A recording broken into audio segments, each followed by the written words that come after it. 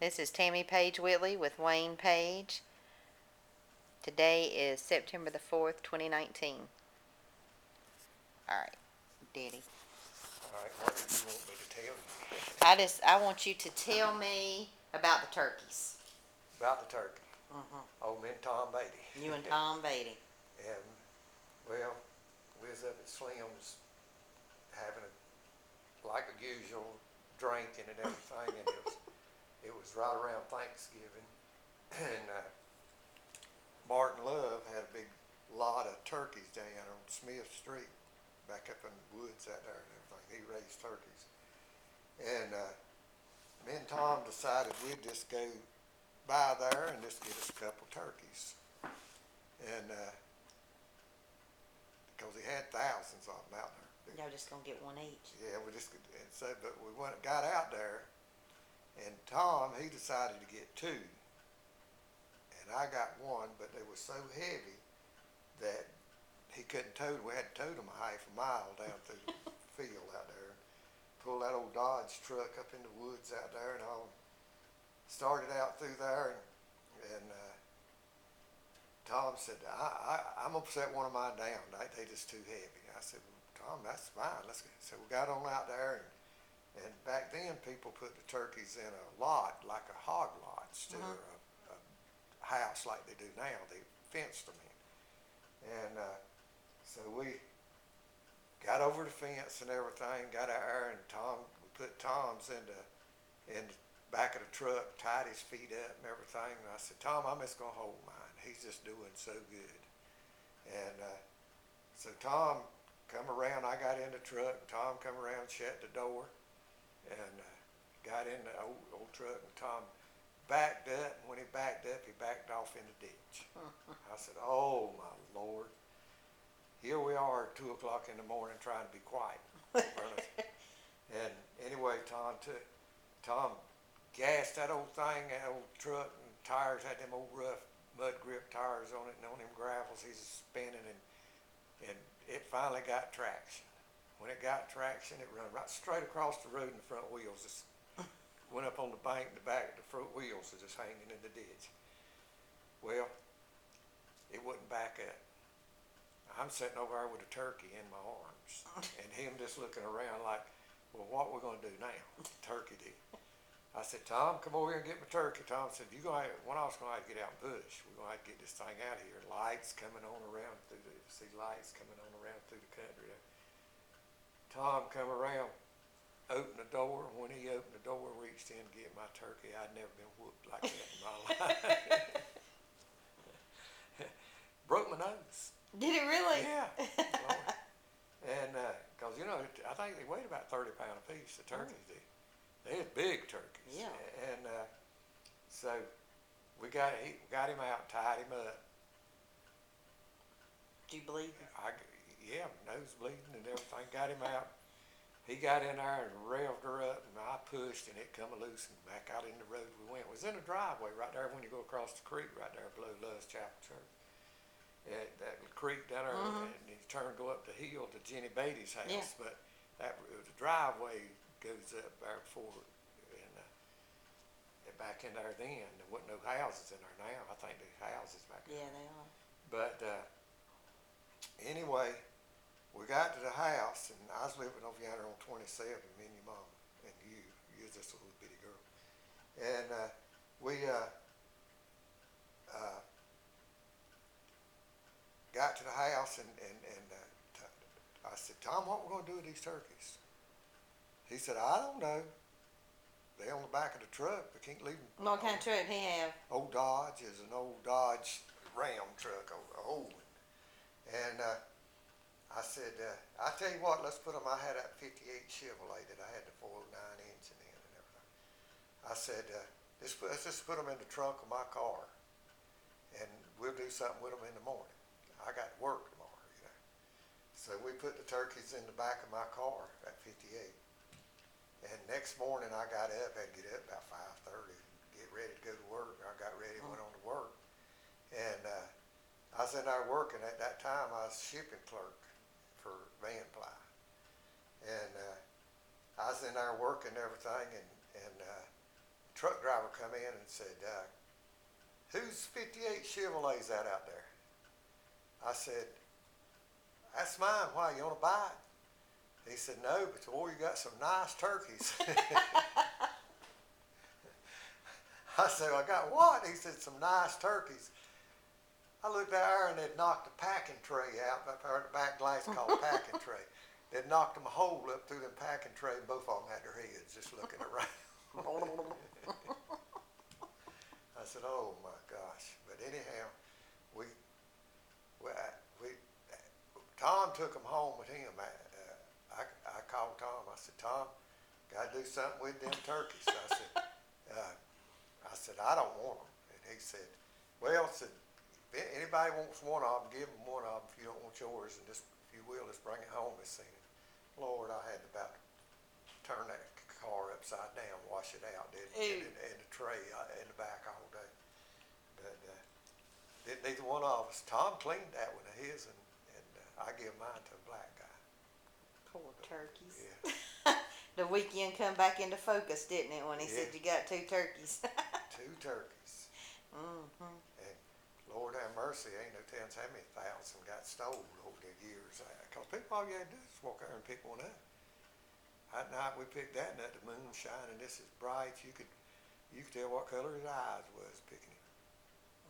So you got your nose broke and your car dirty. Yeah, car dirty. And didn't even eat the turkey. Didn't even eat the turkey. Lord have mercy. Yeah. Well, you got to tell us about the guy the other night that you and JC bumped. Oh, that. You was telling us about him when Yeah. you come out of anesthesia. That's when Olden Green. Olden Green. Yeah, wait. Let's see. Yeah, Olden Green. Yeah. Uh-huh. We was in Locust, and Olden had a new '62 Ford, and JC had that '55 Chevrolet, and it had JC had put a 348 in it, 3 carburetors and all that stuff on that little '55. And we was talking about racing, wanting to race, and they said, I tell you what, Olden said, I tell you what, dude said, we going to Almar. Why don't y'all just fall in behind us? And when you think you can pass us, pass us. No, he said, when you think you can, just hit me in the ass, is what he said. Hit me. Mm-hmm. And we took off from Locust, coming there, got there in front of West Stanley School. Well, I could have passed him before we got down there, and that 62 was 406, and that 55 had that 348 with 3 carburetors on it. And He was getting a lot of gas, wasn't it? oh, it'd fly. And I got, when we come around the curve right there at the service station there at the top of the schoolhouse, I was right on his back bumper. JC said, hit him. I hit him. That 62 Ford just went zigzagging. He went off from me a little bit. I come back at him, instead of passing, JC said, hit him again. I hit him, and you know, it's crazy now, think about how crazy that was. And that 62 Ford just went spinning in the road, going down the road. And finally, it was sliding backwards, and it's coming towards it. And anyhow, the next morning, we got a park. First, we stopped and had a little fight. Then we The little fight. yeah. Then we got a park from that. It went on next morning on Saturday morning. I believe it was Saturday. Yeah, Saturday morning. That was Friday night. Saturday morning, with me and JC, I don't even know if we got up yet or not. Looked outside, and there said Daddy was out in the yard and everything. Looked out there, and I heard that 62 Ford sitting in the driveway. I said, oh my Lord, Daddy's gonna kill us. And so went out there, and Olden's daddy, he got killed. He fell off of H.B. Long's house roofing and killed him. But he's a good guy. There's good people, you know. But anyway, he told Daddy, said, I want you to look what your boys did to my son's car, new car. And he said, what did it do to your son's new car? And he said, hold on a minute, let me get him out. said y'all done that. Both tailpipes are just hanging down on that new Ford.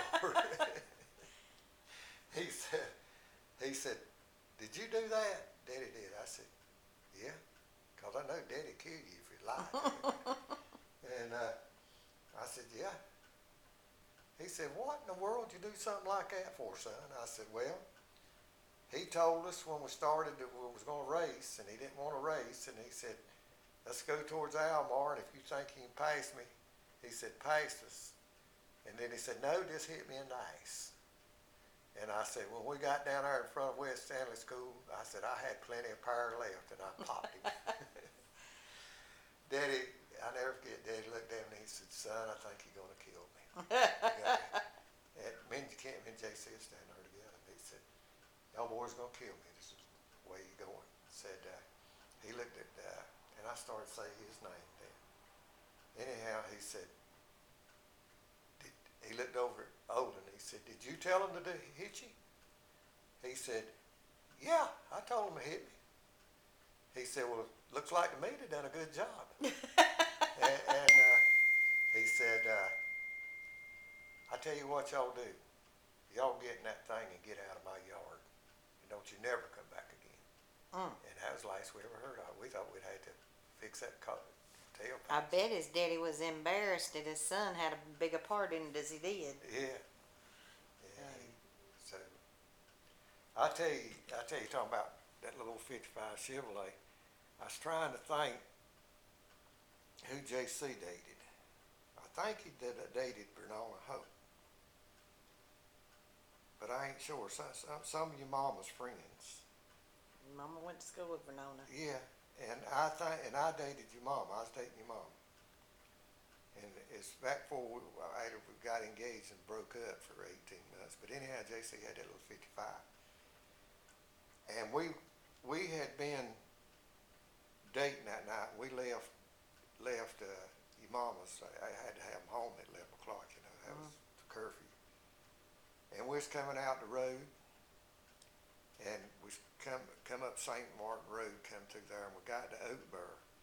And when we got to Oakburg, that 55 had, Lord have mercy, it sounded like a race car. I mean, it had JC I had. think it kind of was a race car. Oh, it was. It had. What color was it?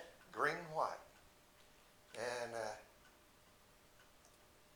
JC is driving. We got come right out at St. Martin Road, you know, down there at the end of Oakburg. And there sat Red Ryder. JC started out, he said, oh, Lord Wayne, he'll give me a ticket, because Red wrote everybody in the country a ticket for improper mufflers. He hated loud mufflers. And that thing was loud. Now, I ain't kidding, it had them dual exhaust, that big motor in it. We started up through there, coming towards the stoplight. Here come Red. JC said, I told you he'd get me look. He said, what would you do? I said, I'd hit second gear. I didn't think a thing about JC hitting second gear. He hit second gear in that 55 and tires squealed and we took off. We passed JC's grill down there better than 110 miles. Oh, no. Yeah. And our Red was right on her bumper. Now, he had a black 62 Ford police car. He was a good driver, wasn't he? Yeah, and Red was coming. And we got the big lick. And I said, JC, we got to do something. Make a left out here. JC locked her down. We got slid in Big Lick and Stanfield Road, headed towards Stanfield. Well, that 55 on the shorts run, that sucker would just run off and leave that forward. But and Red was right behind us. We got over there at Vern Griffin's store. And I said, JC, make a left. That's here. JC started gearing her down and getting her in, because back then cars didn't have disc brakes on this. Right. Shoe brakes on. The brakes had done got hot. JC said, I ain't got no brakes. I said, well, that's the best thing's happened to us yet. We got to go, JC. All of a sudden, he turned left. He finally got it geared down, slowed down enough with them hot brakes and everything. And we turned left there. You know where I'm talking about, Vern Griffin's store? We turned left. And when we turned left, that thing went pow-pow, pow-pow. What in the world? Lights went off. Oh, no. The motor, it just dead as a hammer. And here come Red just a sliding, and he gets stopped, turned in, and all of a sudden that 55 hit back, cranked back up just like that. Oh, really? Yeah. Well, we didn't know what was wrong, so we took off and out Oak Grove Road out Yeah. towards Frankie Green's store. We took off out through there, and we got away from him then. I mean, Now, had y'all dropped the girls off already? oh, we done left him. That's from what our I day. thought, Yeah, yeah. yeah, we done left him and come to Oakburg from Albemarle. And anyway, JC said, well, Wayne, I know they bound to got my tag number. I said, what we're gonna do? I said, let's go to John Creighton's and drink some beer. So John Creighton had that beer joint right in front, where the little yellow house is right in front of West Stanley School. Yeah. Well, see, the old house up there sets, I don't know if that old house, that big mansion sitting there, that older house used to sit. Well, that's where John's first had his bootleg joint, and then he moved it down there in that little house. And we went over there and drank beer for a while, went on to the house, went to bed at it was probably about 3 o'clock in the morning. Heard a car running out back, looked out back, and there was a highway patrol and Red Ryder. Daddy went to the door. Red started telling Daddy what we'd done. He said, where's your boys at? Daddy said, I reckon they're in the house in the bed. There sits the car.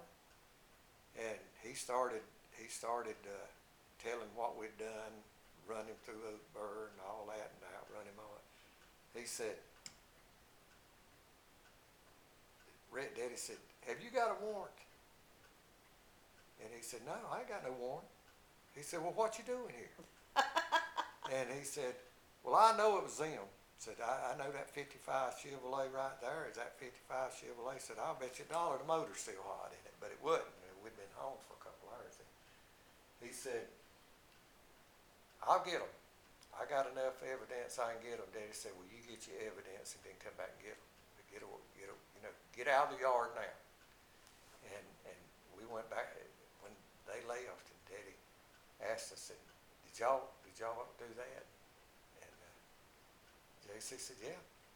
Yeah, Daddy. I said, he threw the siren on us and said, Wayne said hit second. I just hit second. We went from there.